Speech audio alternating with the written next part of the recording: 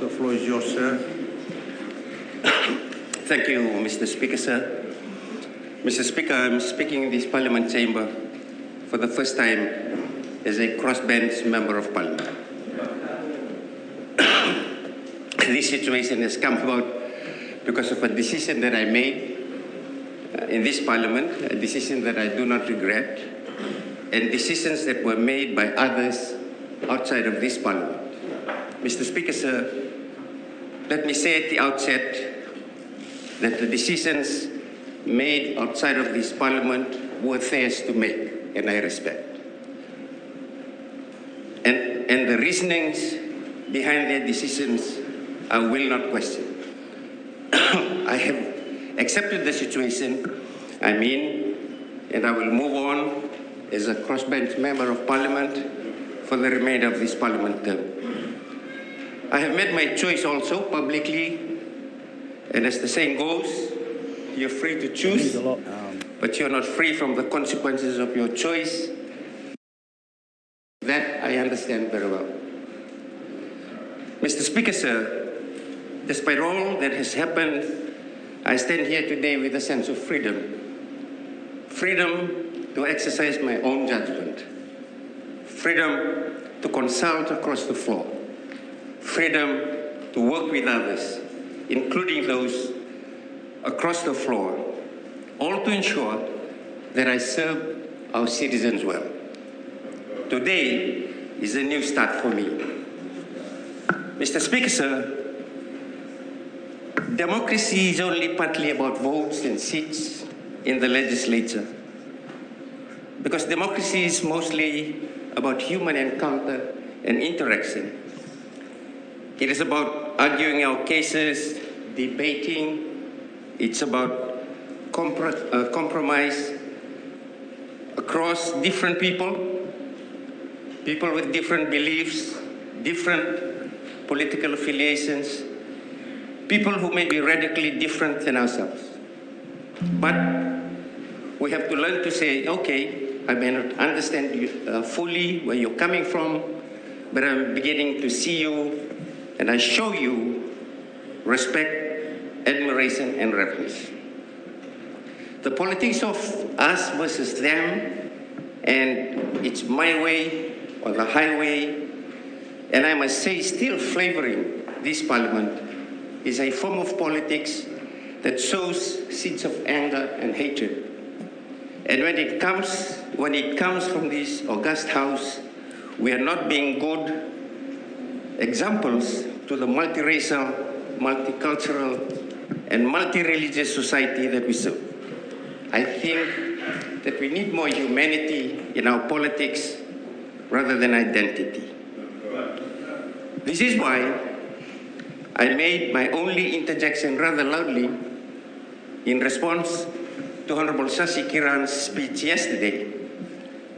I was disappointed because he is supposed to be spearheading the move towards reconciliation.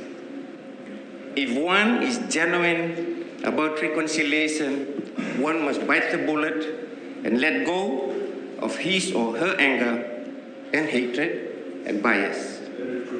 I want to remind the Honorable Shashi Kiran, through you, Mr. Speaker, sir, that the two gentlemen that she somewhat ridiculed in her speech, in my view, unfairly, because they're not here to defend themselves, have a combined total of 160,000 votes, and in that 160,000 are people that you would want to come to the reconciliation table.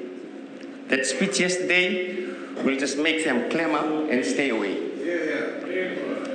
Mr. Speaker, sir,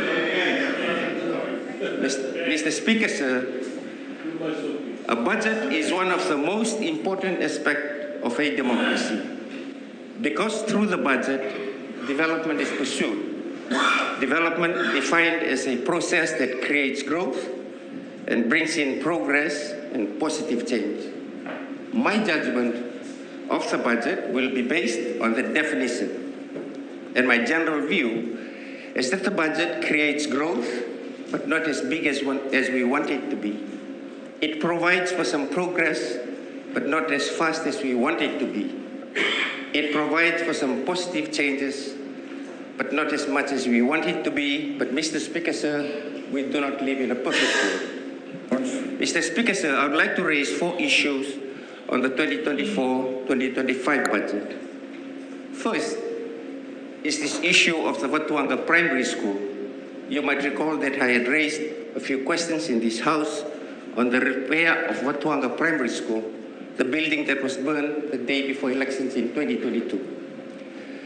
Despite the assurances from both the Ministers of Education that it was going to be repaired, nothing has materialized to date, and there is no provision for it in this budget.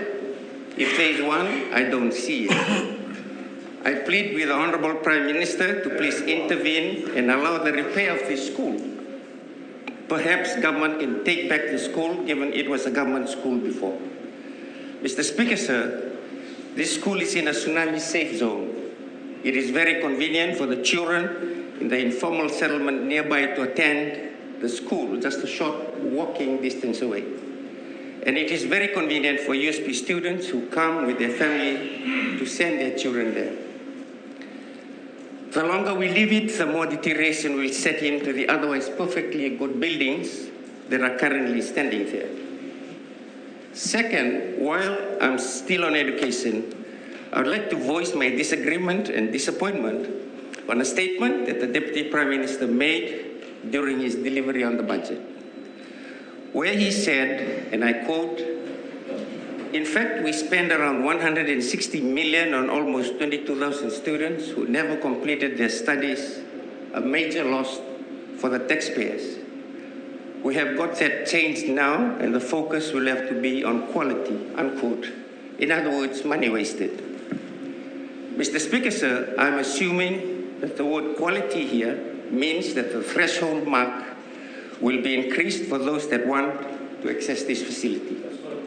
The question is, how far high you will go before you can say that the money used on the students who never complete their studies are not a major loss to the taxpayers? Because in my view, it should never be seen as a loss in the first place anyway. Some of those taxpayers would be parents of those students, and you would not want to tell them that they had wasted their money on their children. Mr. Speaker, sir, money spent on education is never wasted, regardless of how far the student progresses. That is the cost of developing our nation's human resources. The statistics that the Deputy Prime Minister provided were very selective and incomplete, because surely some of those students he was referring to would be gainfully employed by now. Some of those students with low marks would have completed their studies with flying colors. Third, Mr. Speaker, sir, on the budget is the allocation to SPCA on animal welfare.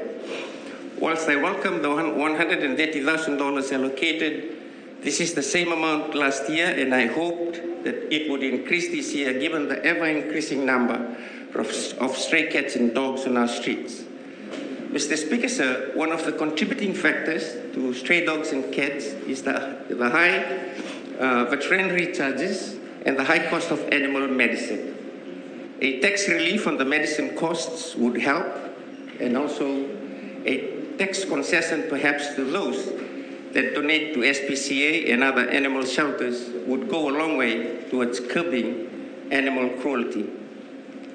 The fourth, Mr. Speaker, sir, is on the allocation to RFMF, and especially the allocation to peacekeeping. I thank the government for their continuous support to RFMF and especially to peacekeeping.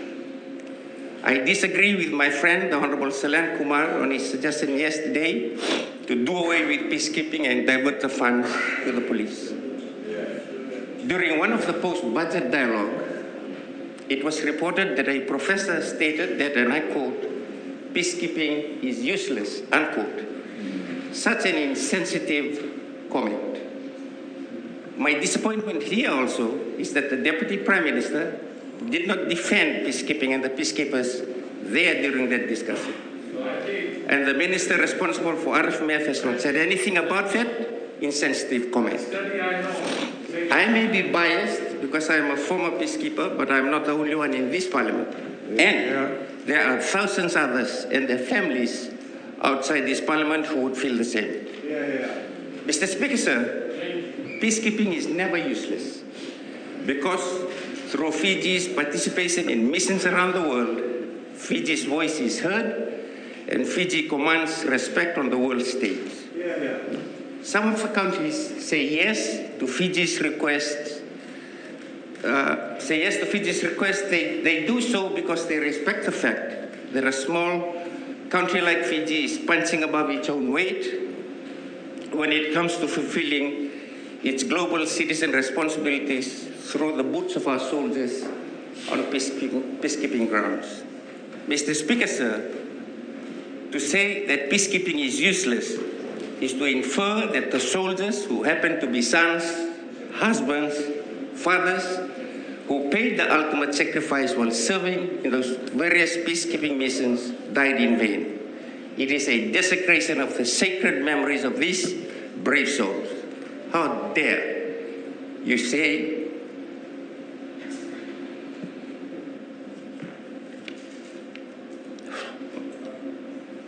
that peacekeeping is useless?